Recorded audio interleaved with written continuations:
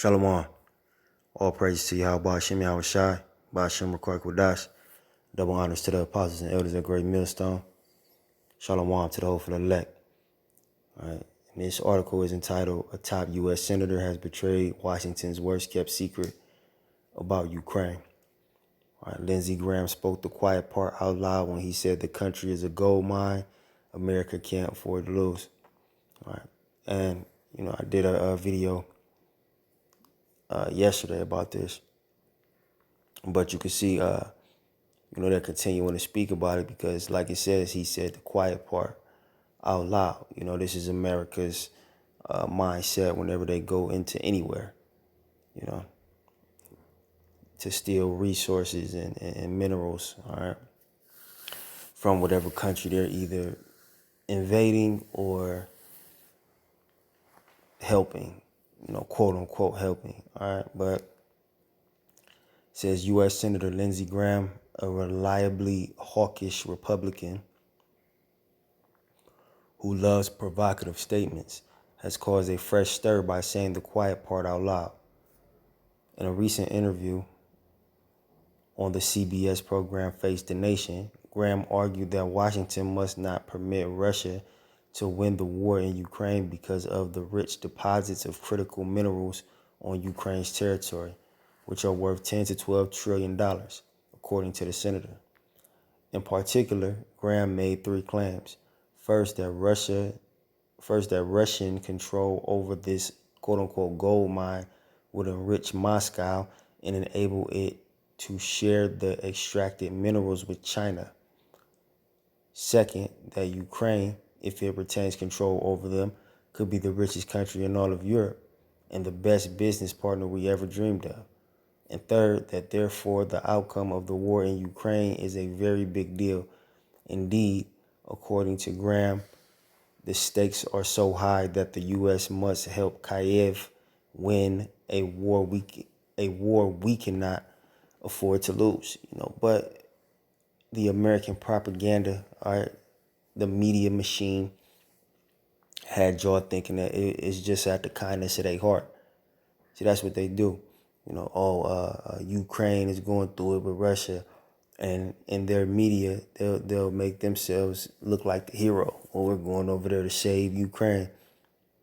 Just like they did with Saddam Hussein and Bin Laden.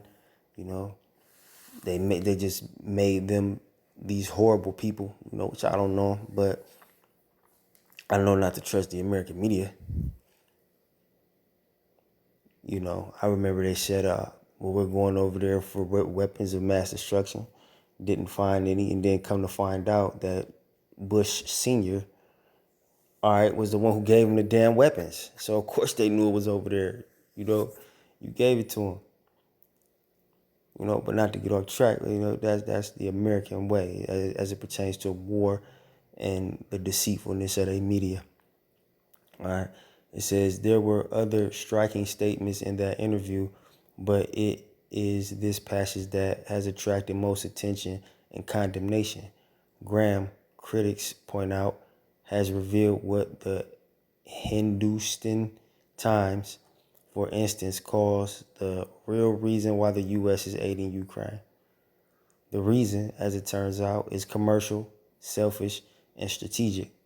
So much for all that talk about Kyiv's agency, democracy, and freedom. See, those are the trigger words that they use in the media that they give the American people. We want to spread democracy and freedom. You ain't free over here.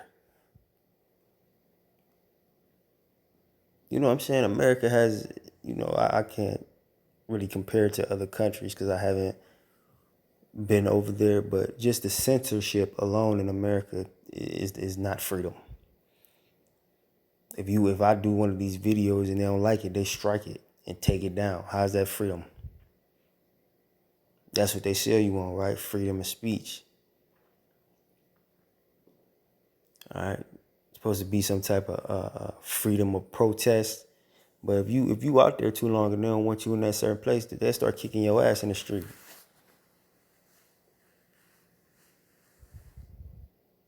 So it's all, BS, man. says Ukraine for the U.S. is an asset to be used and used up in a much greater global geopolitical game, or to be precise, a collection of assets.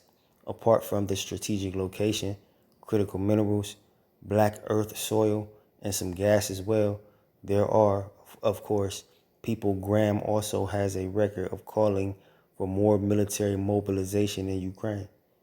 He is infamous as well for his May 2023 comment in a conversation with Vladimir Zelensky that Russians are dying in the war, while U.S. aid was the best money we've ever spent. Apart from the general nastiness of Graham's proudly brutal way of thinking to make those Russians die, plenty of Ukrainians, of course, have died as well. Zelensky did not seem to mind. It says, Graham's critics are, of course, correct, but most of them, I suspect, will also acknowledge that there is nothing surprising or unique here. In essence, the senator's statement is simply a form of brutal honesty. While he is provocatively shameless about his cold and mercenary approach to politics, he represents the mind state of the Washington elite. At the same time, however, there is also something deeply misleading about his position, if in less obvious ways. Let's try to separate the cynical frankness from the persisting dishonesty. Disregarding his specific figures, Graham is right that, unlike most other European countries, Ukraine has substantial reserves of critical minerals, and there is no doubt that these raw minerals are of great significance. That's the same reason they went over there to the Middle East. The oil. They're not over there. They don't go nowhere out of the kindness of their heart to help people. It's always a come up or some type of gain of natural resources. All right. It says, in general, the term refers to elements necessary to produce the chips and batteries found in high-tech devices such as smartphones and laptops, and for the manufacturing of renewable energy technology such as wind turbines, electric vehicles, and solar panels. At the time, the global supply of many critical minerals is complicated because they are concentrated in limited locations, which makes them objects of geopolitics. Oil 2.0, if you wish. Right.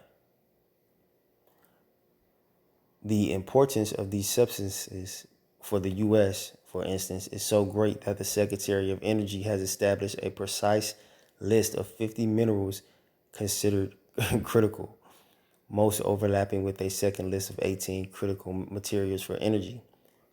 Driven by its desire to diminish its reliance on China, the EU as well has shown intense interest in Ukraine's critical minerals, which are at the core of its official strategic partnership on raw materials with Queit, formally set up in 2021.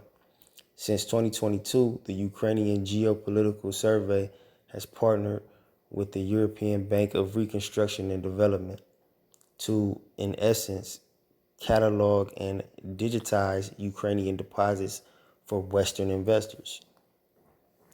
Ukraine's environmental impact assessments rules have been simplified for the purpose that is most likely loosened.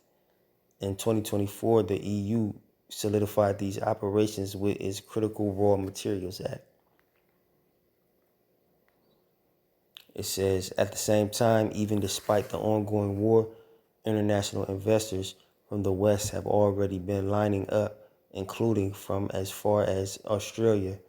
Indeed, it is an American-Ukrainian venture, the BGV Group, that has the largest and most diverse stake in Ukraine's critical materials or minerals. Salakia.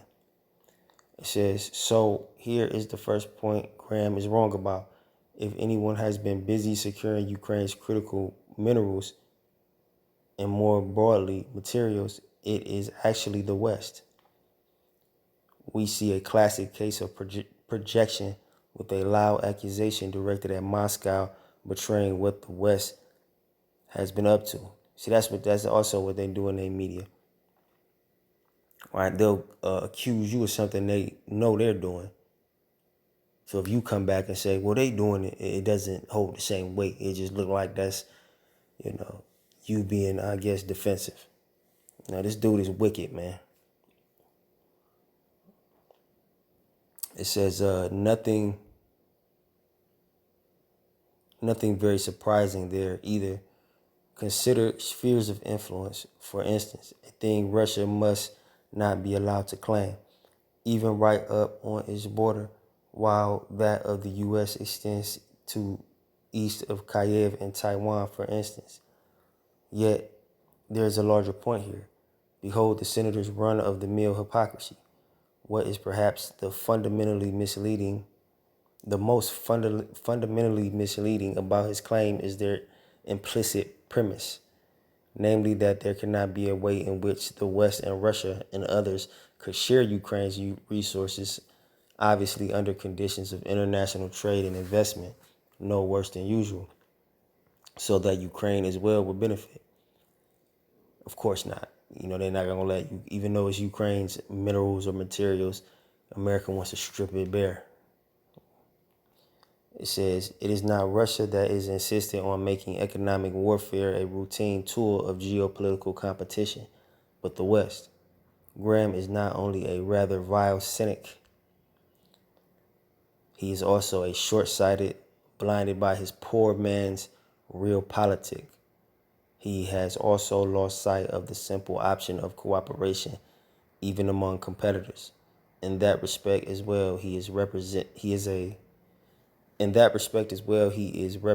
of America's sadly declining elite. All right. So basically, this dude just told on himself, like I said in the last video. Now, this is the point that I wanted to get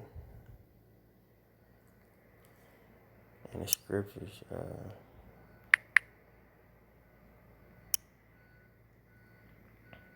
Psalm 64:8.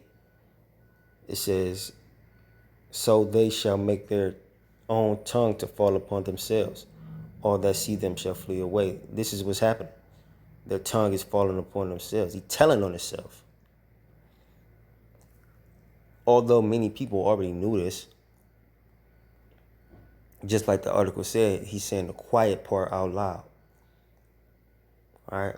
And you're going to see much more of this, man, because these devils are proud. All right? That was just a prideful statement. Yeah, we going to take over their materials, and we can't let Russia get them. That's usually something that you would think they would try to keep secret. But as the scriptures say, so they shall make their own tongue fall upon themselves. All that see them shall flee away. They telling on themselves, man. This has been said for years about America's dealings with these other nations, and people would just fan their hand and shut it off. Now the damn representative himself, the senator, Lindsey Graham, is saying it himself. But I ain't gonna hold you. I hope that video was edifying. Shalom.